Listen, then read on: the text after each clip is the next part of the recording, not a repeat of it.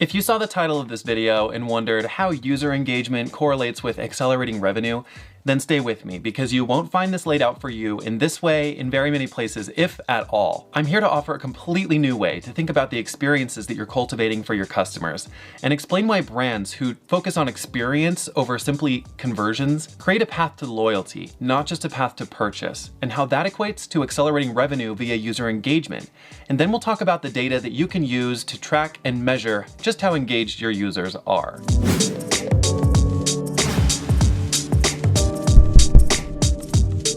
Simply put, experience drives engagement. Successful experience initiatives require strategic planning and alignment of all of the elements across the customer journey. And when you can track and identify these elements and see how they impact each other, you can begin to stack them like dominoes so they fall in sequence across the end-to-end experience. I'm sure you're thinking right now, okay, this sounds great, but what does that look like for my business? The fact is I can't tell you that in this video. There's no one-size-fits-all solution to creating an engaging experience for your customers at your business. A lot of brands they're waiting for this one silver bullet that's gonna come and increase revenue, and it's just not that simple. To stick with the domino analogy, everyone's dominoes are different, but the way that they fall in sequence is the same. So what am I doing here then, talking to you about experience driving engagement if we can't get specific? Well, listen to this. As a brand leader, you're probably expending a lot of resources driving traffic to your digital properties. From developing websites, landing pages, and email funnels to straight up paid advertising. But what are you doing to actually engage your visitors and keep them on page once you have them? This is where engagement matters. If you're looking to boost key metrics like time on site, bounce rate, and scroll depth, experience matters. And if you're not looking at these metrics, then stop wasting your money in business. You know who doesn't have to create engaging experiences? Government websites. For example, my DMV has a terrible user experience.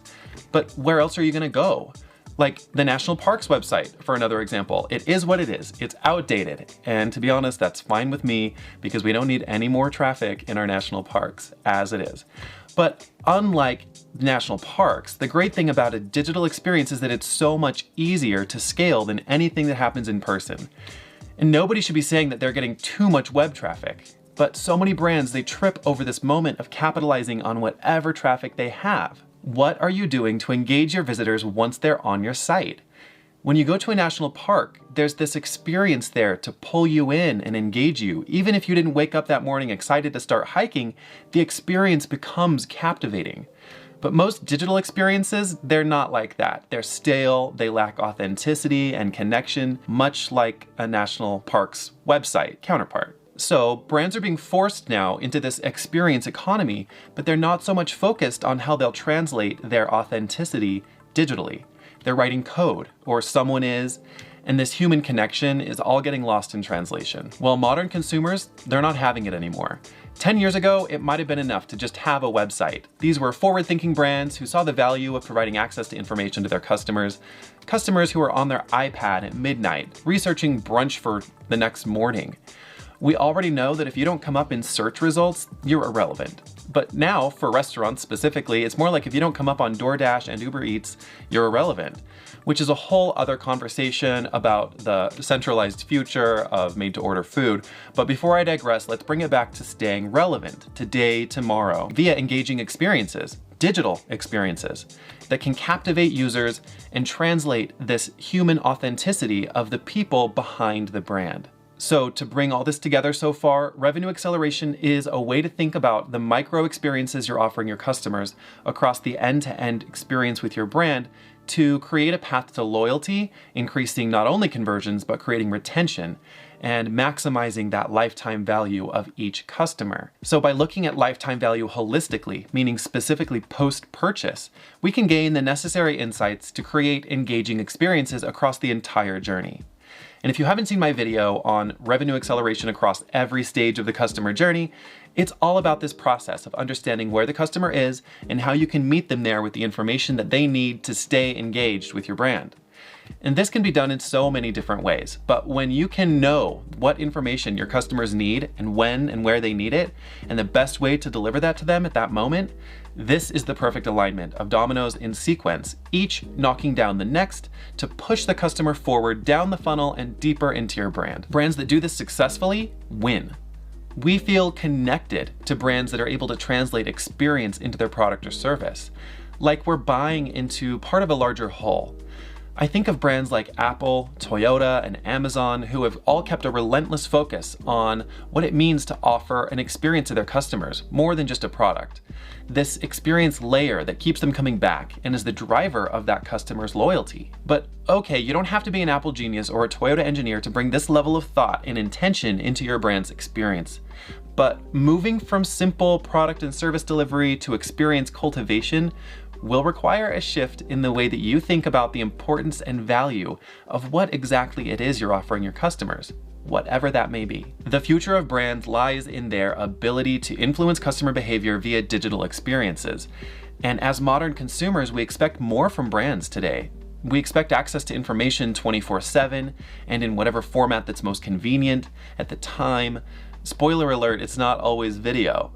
There's a lot of different ways to offer content to your audience. That's another topic for another time on the benefits of web audio versus video, but the quick takeaway here is that audio is easy to produce, it's easy for your customers to consume, and audio specifically has the ability to reach people at a deeper emotional level and be more memorable than video.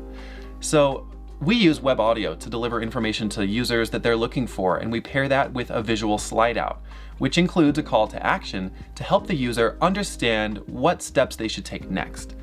Direction is critical at each stage of the funnel. Before purchasing, shoppers enjoy shopping with a brand that makes information relevant and easy to find, but engagement's also critical during the purchase. At like 87% of shoppers will abandon their cart if the checkout process is too lengthy or complicated.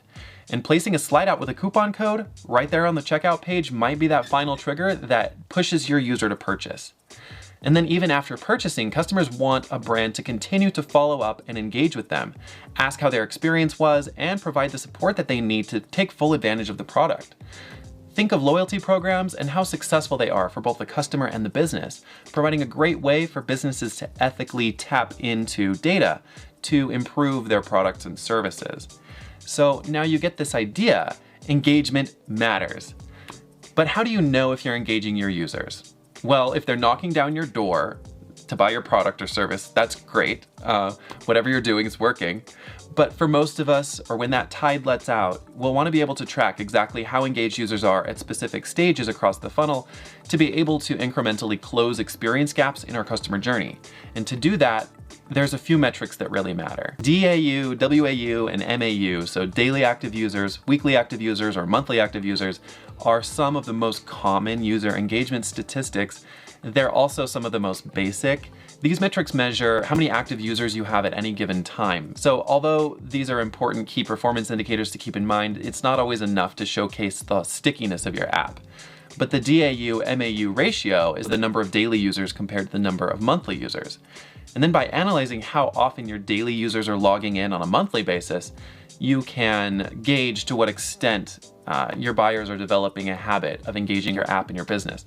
So this stickiness often translates into higher retention, and it's important to monitor. Time in app is just what it sounds like. It's the amount of time a user spends in your app or on your site, and typically the longer a person sticks around, the more engaged they are with your business as a whole. You can draw several lessons from monitoring this one. For example, if you segment your users, you can learn more about how your cohorts engage with your organization, which can drive your growth in marketing. Or if you notice that your users are dropping off quickly, you'll know that maybe your interface needs a few tweaks. Session frequency, this one represents how often a person logs in. Even if a person stays in your app for an extended amount of time, if they're not logging in regularly, you'll know that you need a way to get those users back and engaged with your business through push notifications or other marketing mechanisms. What happens once a user is in your app? Screen flow, this will show you. This metric looks specifically at when people enter and where they exited, and this can be super valuable for understanding what triggers a person to leave. And if it's your shopping cart and people are abandoning purchases before they buy, you'll want to know that. On the other hand, if people are leaving an app to visit an advertiser, you'll want to know that too. Both instances and a slew of others directly relate to the lifetime value of your customer. And these are some metrics that you can track to identify the deepest sentiment in what your users are experiencing as they navigate down your customer journey funnel. and where the major friction points are along the way. By identifying the gaps in your customer's journey, you can then begin to make changes and adjustments, identifying the biggest concerns first to make sure that you have the most impact on your cost of acquisition to lifetime value ratio. If this all sounds a little overwhelming, or if you're not sure where to get started, check out our done-for-you revenue acceleration services on pulsemotive.com. We will help you place pulses on your site, including slide outs. We'll even record, implement, and track the pulses for you if that's something you're interested in. Okay, that's pretty much a wrap. If you take away anything from this video, I hope it's clear that engagement matters, and there's no one-size-fits-all solution to tracking or influencing engagement and customer behavior, but rather there's many dominoes that are sequenced to fall in just the right order to create loyalty and retention in your business. To keep diving into this on your own, we have a few really good articles around the concept on Pulse Motive blog you should check out. I'll link those in the description below. Lots of info on how web audio has the power to improve some of these metrics. For some of our clients, up into the hundreds of %, so pretty massive impact. Thanks so much for watching, and until next time.